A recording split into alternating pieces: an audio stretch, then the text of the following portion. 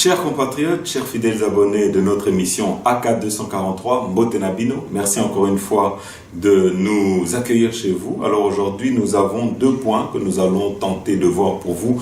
Le premier, ça sera la réaction de Monsieur Abbé Nchole qui a parlé au nom de l'Église catholique pour donner sa position en vue des élections à venir. Ici, vous devez savoir que chaque fois, à l'approche des échéances électorales, c'est le moment des grands chambardements, c'est le moment où il y a des négociations, c'est le moment où chacun cherche à se positionner, c'est le moment aussi des affaires pour d'autres. C'est ici par exemple le cas de l'Église catholique dont chaque fois que c'est la période électorale va chercher de l'argent à l'extérieur, va se montrer en tout cas accessible pour pouvoir jouer les rôles d'observateur et s'empocher au passage l'argent de l'extérieur. En tout cas ici, nous connaissons aujourd'hui le rôle néfaste que joue l'Église catholique parce que il devait être au milieu du village, comme nous le disons chaque fois, et il devait être là plutôt pour accompagner ceux qui doivent et ceux qui sont en train de nous gouverner. Mais malheureusement, aujourd'hui, ils sont partis pris, ils ont pris position, ils ont leur candidat et ils sont prêts à tout pour leur candidat, prêts même à sortir des fake news, prêts même à relayer des fake news et des faux bruits. En tout cas, une chose est sûre aujourd'hui, c'est que le peuple congolais n'est plus dupe, leur jeu est scruté au grand jour, leur jeu en tout cas a fini par émerger et aujourd'hui, nous sommes tous conscients de ce qui est en train et des enjeux qui sont en train de se dérouler sous nos yeux. Alors ici, en deuxième point, nous vous mettrons la réaction du chef de l'État, Félix Antoine Tshisekedi, qui met en garde toutes ces personnes aujourd'hui qui ont tendance à trahir la nation, à trahir le pays. Aujourd'hui, il a décidé d'agir. Il y a quelques jours, vous avez pu le voir et le constater avec le chef d'état-major de FARDC qui a prévenu déjà tous les traîtres et toutes les personnes qui ont été infiltrées au sein de notre armée pour dire que nous sommes au courant du sale travail qu'ils sont en train de faire, du travail qu'ils sont en train de faire pour l'ennemi en donnant des informations sur les opérations que nous devons mener au jour le jour. Alors ici, le chef de l'État a tenu à les mettre en garde et a au passage passé un message à la communauté internationale et vont être tentés de venir parler du mal de la RDC parce qu'aujourd'hui, vous savez que nous avons un pays qui est infiltré à tous les niveaux. Aujourd'hui, nous le voyons, que ce soit au niveau de l'Église, nous le voyons au niveau de l'armée, nous le voyons au niveau de la justice et à tous les niveaux des institutions. Il est temps de mettre en place la tolérance zéro. Voilà, chers compatriotes, les deux sujets que nous allons entamer, que nous allons parler au cours de cette émission. Alors ici, nous allons vous mettre la vidéo pour la bandeko qui nous découvrez ou qui ne vous êtes pas encore abonné et qui ne savez peut-être pas comment faire pour nous soutenir. Chers compatriotes, vous n'êtes peut-être pas encore membre de la grande famille de tous les abonnés de RDC Source Info. Pas de panique. Il n'est pas trop tard, je vous invite à appuyer sur le bouton abonner. Appuyez également sur le bouton notification. Ça vous permettra, lorsque une de nos émissions sera mise en ligne, vous serez directement informé par YouTube. N'oubliez pas d'appuyer sur le bouton j'aime, ça nous donnera une bonne cotation auprès de YouTube et ça rendra nos émissions plus visibles auprès de nos autres compatriotes. Donc je répète, nous avons 3 actions à faire. Le premier, abonnez-vous. Deuxièmement, appuyez sur le bouton notification. Et troisièmement, appuyez sur le bouton j'aime. Ainsi, vous ferez partie de ceux qui encouragent et soutiennent RDC Source Info et vous nous encouragez à continuer à vous informer. Voilà, chers compatriotes, premier point d'abisso. Ici, vous devez savoir que le chef de l'État, à partir de Mbujimayi, a sonné la fin de la récréation. Ici, le chef de l'État a tenu à mettre en garde ceux qui ont fait allégeance aux forces du mal. Il y a des gens à l'intérieur de la matrice, à l'intérieur du pouvoir, qui travaillent pour les forces du mal dans l'armée, dans les services de sécurité dans les institutions en général, au sein de la justice, au sein également de notre Église catholique. Il y a des gens utilisés depuis l'étranger et financés pour nous maintenir sous le joug de la colonisation, sous la dépendance économique et financière. Le chef va nettoyer et extirper les traîtres des institutions. Il vise ceux qui ont fait allégeance au pays qui nous agresse, en l'occurrence le Rwanda, au travers de son supplétif, le M23. Ces membres de l'Église ont un rôle bien précis. En tout cas, ils diffusent des fake news. Ils accusent par exemple le parti présidentiel UDPS d'avoir créé une milice qui collaborerait avec la police. Il faudra en tout cas que la jeunesse de l'UDPS porte plainte pour permettre à l'abbé Nchole de prouver ses dires devant la justice, sinon il participe à la propagation de faux bruits et en fait un travail qui vise à diviser les Congolais entre eux. Et donc il serait temps aujourd'hui que nous puissions stopper toutes ces personnes qui ont une mission de déstabiliser notre pays grâce à certains leviers de pouvoir pour pouvoir déstabiliser, et cela en diffusant des fausses informations. Vous savez que le pape était ici il y a plus de 4 mois, c'était au mois de février. Le pape avait rappelé le rôle de l'Église et le représentant du pape il y a de cela quelques jours a eu aussi à définir le rôle de l'Église, et pourtant la corruption que nous n'avons cessé de décrier au sein de l'Église catholique ne cesse également de continuer. Jusqu'aujourd'hui, au point que les représentants de l'Église ont quitté leur rôle pour devenir des travailleurs d'un parti politique. Alors, ici, nous allons vous mettre d'abord ces vidéos-là, là où le pape appelait en tout cas nos clergés à revenir à la raison, et nous allons vous mettre également le représentant du pape qui a essayé d'expliquer que ce n'était pas du rôle de l'Église catholique de se mêler de la politique, sinon ils devront enlever leur toge d'hommes d'église pour devenir des politiciens. Nous allons vous mettre les 2 paroles du pape et du représentant du pape. Voilà. Vous aussi donc, vous êtes appelés à continuer à faire entendre votre voix prophétique pour que les consciences se sentent interpellées et que chacun devienne acteur et responsable d'un avenir différent.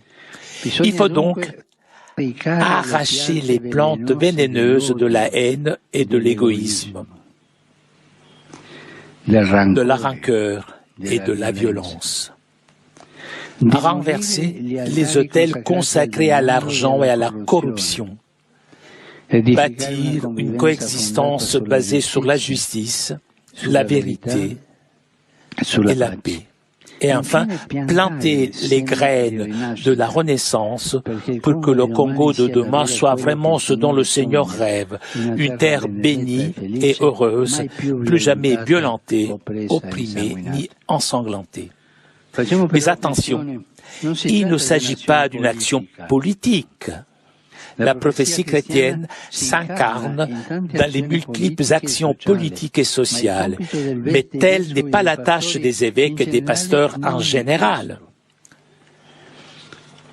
Elle est d'annoncer la parole pour éveiller les consciences, pour dénoncer le mal, pour réconforter ceux qui sont affligés et sans espérance. Console, console mon peuple. Voilà cette devise qui revient. Consoler le peuple. Console mon peuple. Il s'agit d'annonce faite non seulement de mots, mais aussi de proximité, de témoignage. Proximité tout d'abord avec les prêtres. Les prêtres sont les plus proches de l'évêque. Proximité aux prêtres. Écoute des agents pastoraux. Encouragement de l'esprit synodal pour travailler ensemble. Et alors, si nous voulons vraiment que notre vie soit fructueuse, si nous voulons que notre ministère puisse avoir des fruits, Nous ne devons pas nous préoccuper quelles sont les routes que je dois tout de suite, quelles sont les routes que je dois construire, quelles sont les maisons que je dois faire, quel est le changement dans le pays que je dois obtenir. Parce qu'en réalité, le changement dans le pays ne dépendra pas directement de l'Église. Ne serons pas nous les évêques, pas nous les prêtres, à changer le pays. Nous devons donner le principe pour que le pays puisse changer. Nous devons amener et porter Dieu à ce pays. Et si Dieu arrivera à ce pays, le pays va changer. Mais si nous sommes très préoccupés de faire ce qui ne relève pas à nous, et nous ne préoccupons pas, et nous n'avons pas le souci de faire vraiment ce qui relève directement à nous, il n'y aura personne qui fera ce que nous faisons. Et nous ne serons jamais capables de faire ce qu'aux autres relève de faire. Et nous perdrons beaucoup de temps, d'énergie, et nous éloignons de la perspective qui nous vient de Dieu. Mettre Dieu au centre. Ça, c'est ce que l'Église est appelée à faire dans tout le monde et, bien sûr, dans la RDC. Voilà, Bandeko, ici Bolandi, message par rapport aux brebis galeuses au sein de l'Église qui avait été prodigué par le pape et par son représentant qui était en ce jour ici en RDC. Alors, nous allons vous mettre maintenant, avant de rentrer dans le vif du sujet, de vous mettre la réponse du président de la République qui met en garde toutes ces personnes inciviques. Nous allons vous mettre les propos de monsieur Abenchole qui aujourd'hui est devenu va-t-en-guerre contre le pouvoir en place et qui ne veut pas plutôt jouer ce rôle de sagesse, à savoir ce rôle de pouvoir soutenir et accompagner le pouvoir en place en lui prodiguant des bons conseils. Ici, ils sont devenus quasiment et jouent le rôle de nos opposants. Nous vous avons dit que l'Église catholique allait jouer ce rôle-là parce qu'ils se sont rendus compte, en tout cas, le lobby qui est en train de financer le désordre à l'Est et qui est en train de soutenir certains de nos opposants. Ils ont vu que ceux-ci n'ont pas et ne sont pas suivis par le peuple congolais et qu'ils n'arrivent pas à mobiliser. Et pour cela, aujourd'hui, ils utilisent l'Église catholique qui doit venir en appui et soutenir nos opposants. Alors ici, nous allons vous mettre les propos de l'abbé Nchole qui aujourd'hui a fait de l'Église catholique, a fait de la voix de l'Église son gagne-pain, le gagne-pain de deux hommes, à savoir monsieur l'abbé Nchole et le cardinal Ambongo. Pour des élections crédibles, peuple congolais, réveille-toi de ton sommeil. Romains 13, 11. Message de la 60e Assemblée plénière de la Conférence épiscopale nationale du Congo, CENCO. Nous sommes convaincus que la stabilité de notre pays et le bien-être de sa population passent notamment par des élections libres, inclusives, transparentes, apaisées, et ce, à tous les niveaux. Un constat. Situation sécuritaire. Nous apprécions à leur juste valeur les initiatives diplomatiques, politiques et militaires du gouvernement congolais pour ramener la paix sur toute l'étendue de notre pays.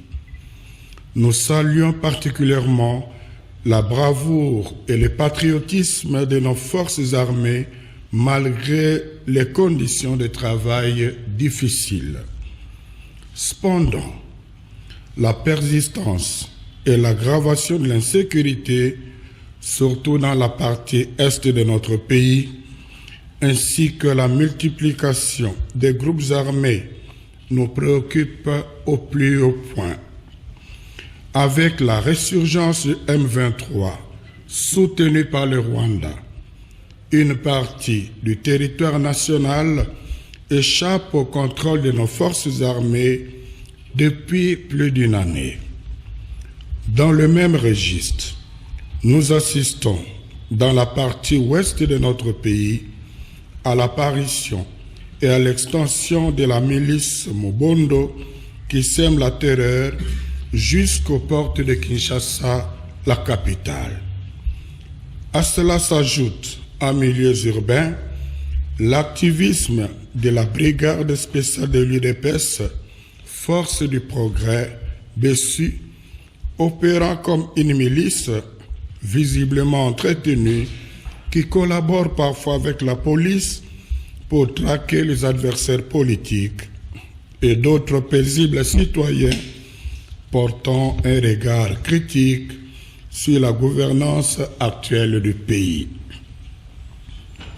Fort malheureusement, nos recommandations relatives à la reconsidération de l'état de siège, la réduction du train de vie des institutions pour donner plus de moyens à nos forces armées et au renforcement de la cohésion nationale n'ont pas été prises en compte.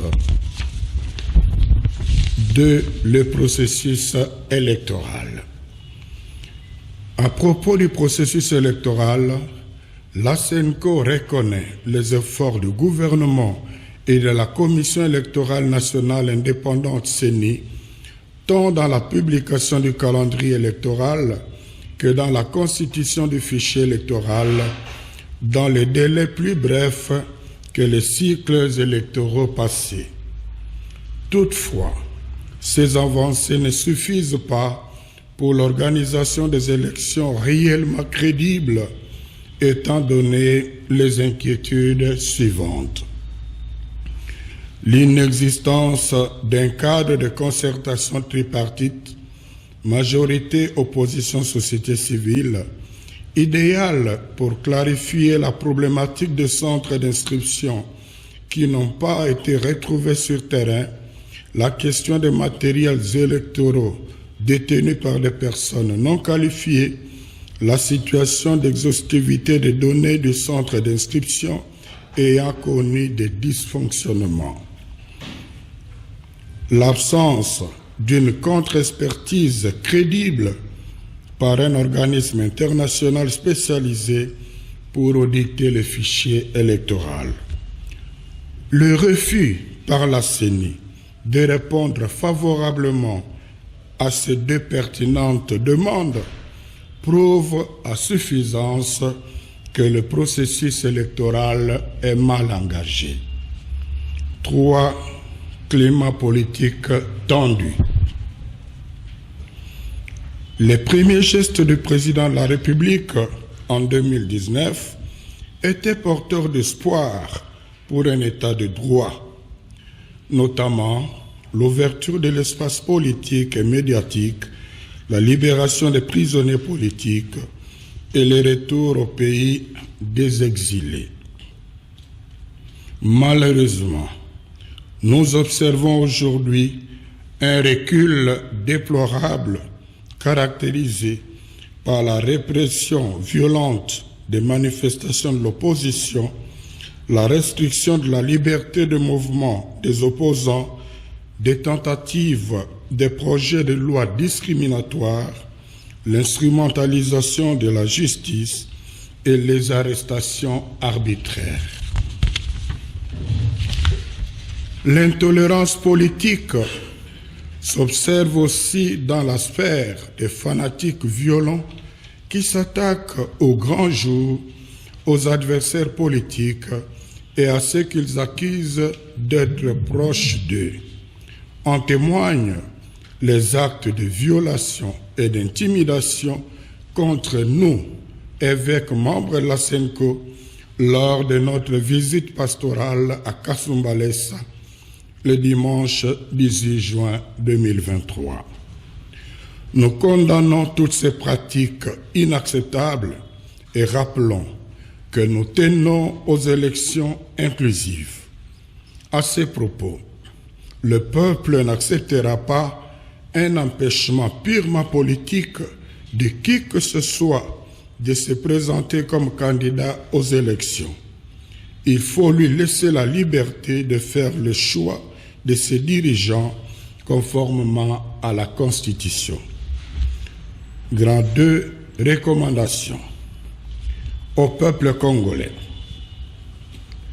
Les élections nous donnent le pouvoir de renouveler la confiance aux animateurs des institutions qui ont bien servi le pays, mais aussi de sanctionner tous ceux qui ont mal géré en servant leurs propres intérêts.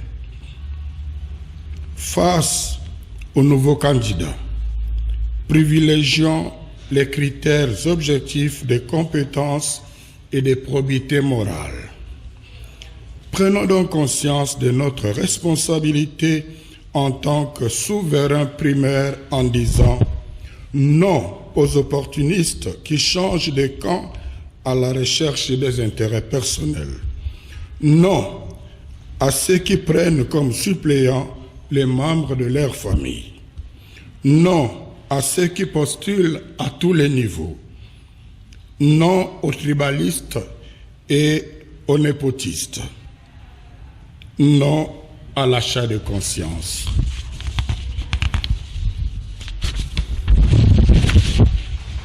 Sachons que l'acte que nous allons poser le jour du scrutin est décisif pour l'avenir de notre pays.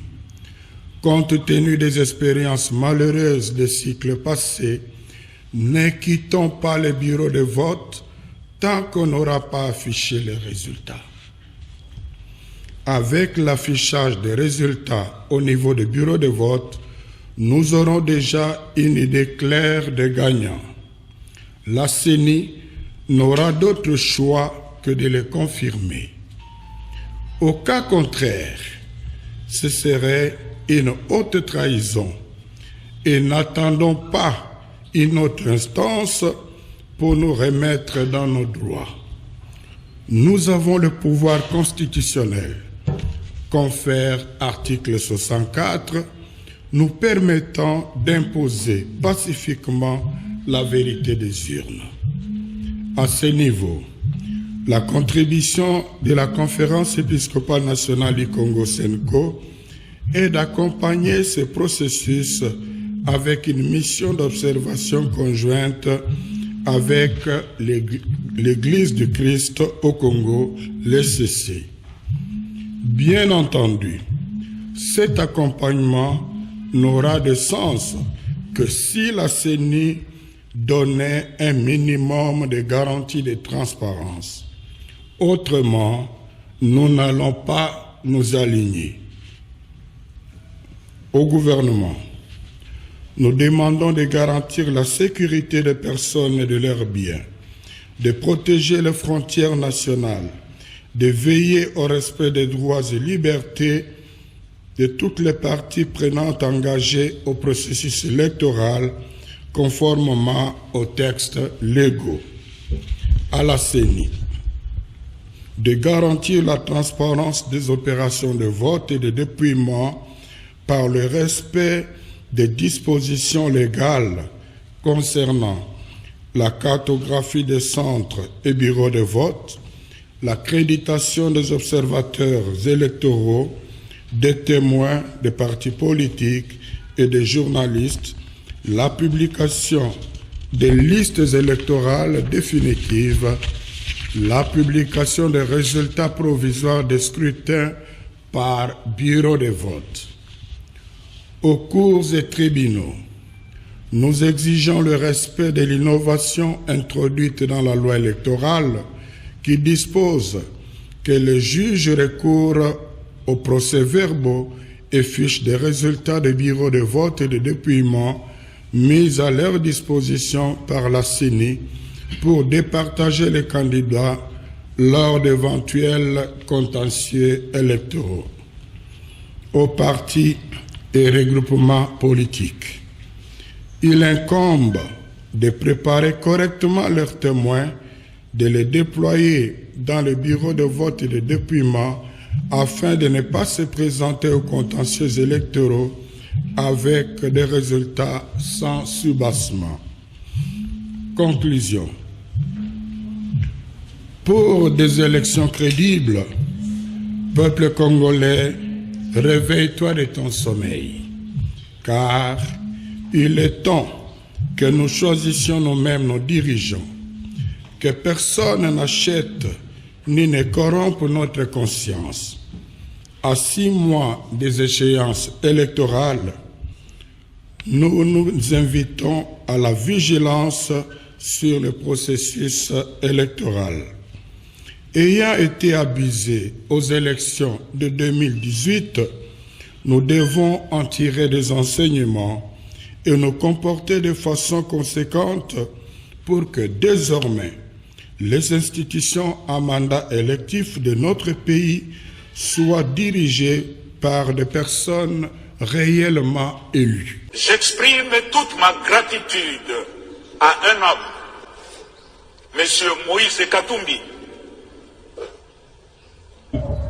ezali bongo Moïse Katumbi ye wana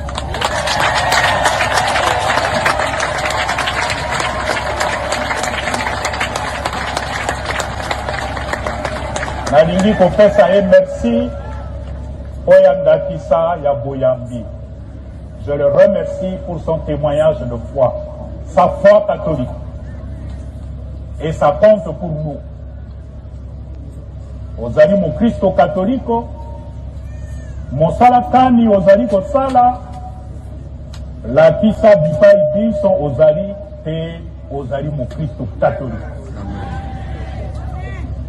Osambela pona ye, eli mo santu pe asalisa ye. Monte une campagne organisée contre le gouvernement, contre la nation. Des évêques abandonnent leur mission d'évangélisation pour s'ingérer dans les affaires de l'État. Nous n'allons plus tolérer ça.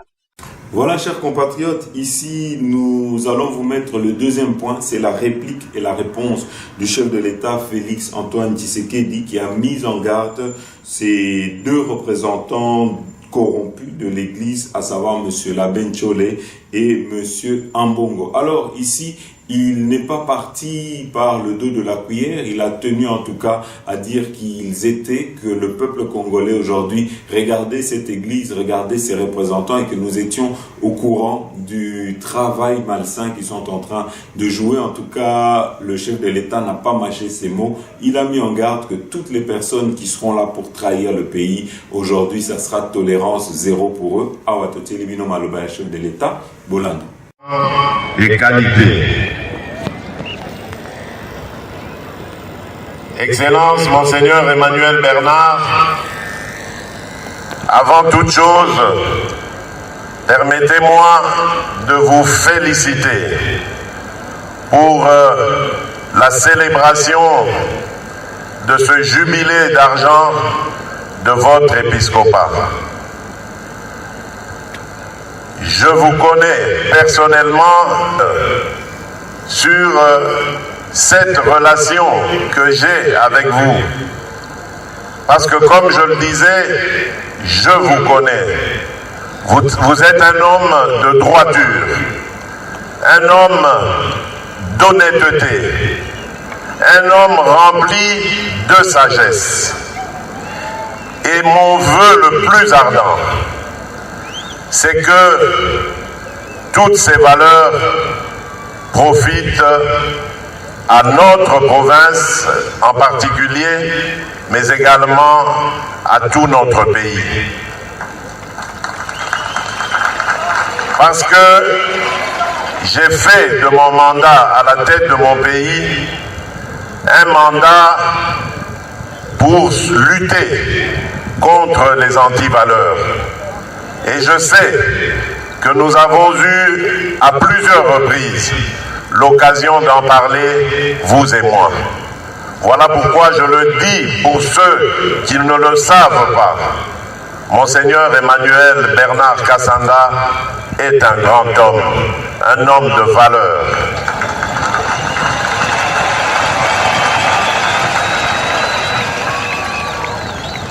Je compte sur vous, comme je le disais, parce que je rêve d'un Congo meilleur. Depuis que je suis arrivé à la tête de ce pays, je me suis rendu compte de l'immensité du gouffre dans lequel ce pays se trouvait. Et je dois m'appuyer sur des hommes et des femmes de valeur, des hommes tels que vous, pour réussir ma mission. Permettez-moi également, Monseigneur, de remercier et de rendre hommage à Monseigneur Marcel Outembi, ici présent, pour son discours et ses mots aimables et encourageants à mon endroit et à l'endroit de l'État congolais. Oui, Monseigneur Marcel, je crois aussi que l'État et l'Église, particulièrement l'Église catholique, ont l'obligation, je dis bien l'obligation et le devoir de collaborer, de marcher ensemble. Et c'est peut-être ici l'occasion pour moi de tirer la sonnette d'alarme par rapport à une certaine dérive constatée au sein de l'Église catholique.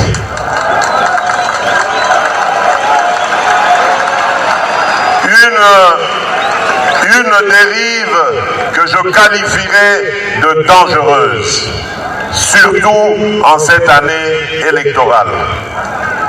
L'Église doit être au milieu des villages. Ici, je serais tenté de dire, l'Église doit être au milieu des Congolais. Elle doit prêcher l'amour, l'unité et l'égalité. L'Église doit accompagner toutes les filles et tous les fils de la République qui sont en politique de la même manière, sans distinction aucune. Car il y va de la stabilité de notre cher pays. Et je sais que vous, Monseigneur Outembi, que vous, Monseigneur Kassanda, vous comprenez cela de la plus belle manière. Mais il se fait que parmi vous, il y a malheureusement quelques personnes qui ont pris une tendance dangereuse qui risquerait de diviser notre nation. En tant que garant de l'unité de cette nation, je me sens obligé de dire que je n'accepterai jamais une telle dérive.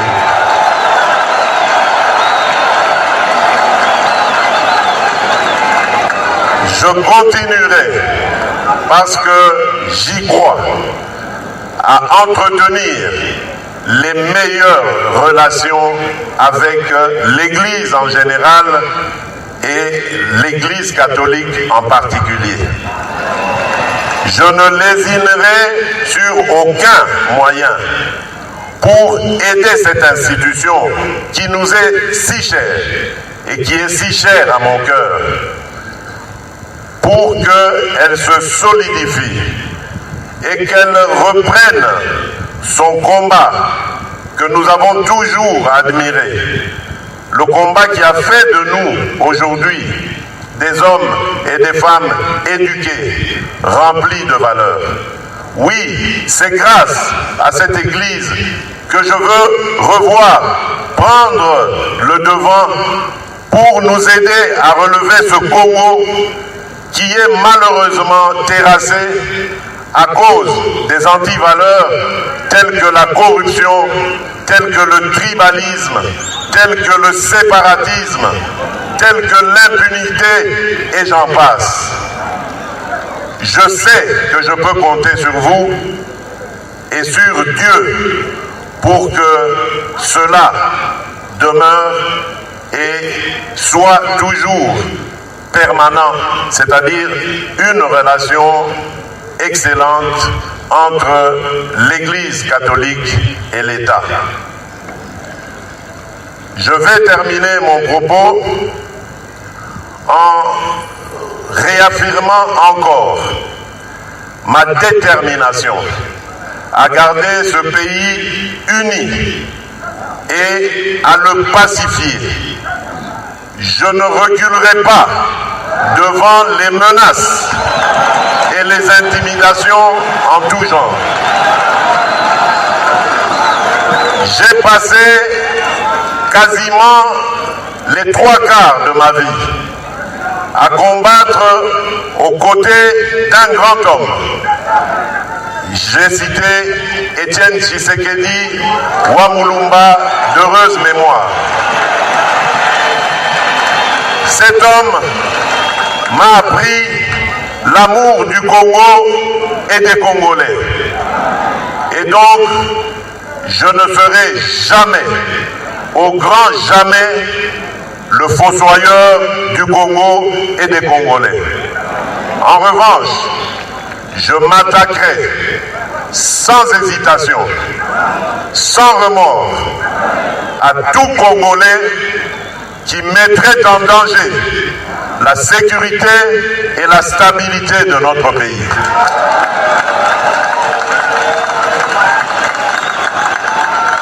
Peu importe ce qu'on en dira, violation des droits de l'homme, privation de liberté, je n'en démordrai pas.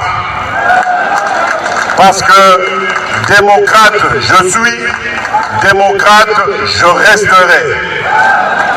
Je n'ai aucune leçon à recevoir de qui que ce soit dans ce domaine.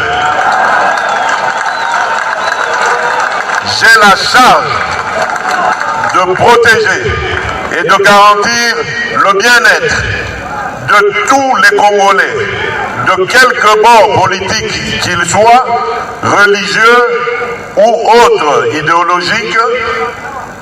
Et donc, je ne lésinerai sur aucun moyen pour remplir ma mission du mieux que ce soit. C'est l'histoire et Dieu qui me jugeront. Monseigneur Emmanuel Bernard, encore une fois, je voudrais vous remercier d'être l'homme que vous êtes et de m'avoir associé à cette célébration mémorable et inoubliable. Je suis heureux d'y avoir participé et d'y avoir aussi apporté ma contribution.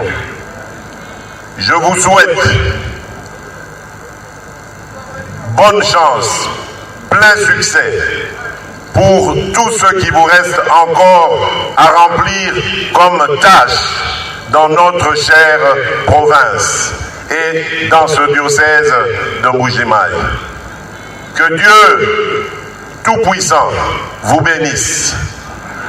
Nzambi akutwa mpanda kabidi ya milonda uyakumpala. Que Dieu bénisse la République démocratique du Congo. Je vous remercie.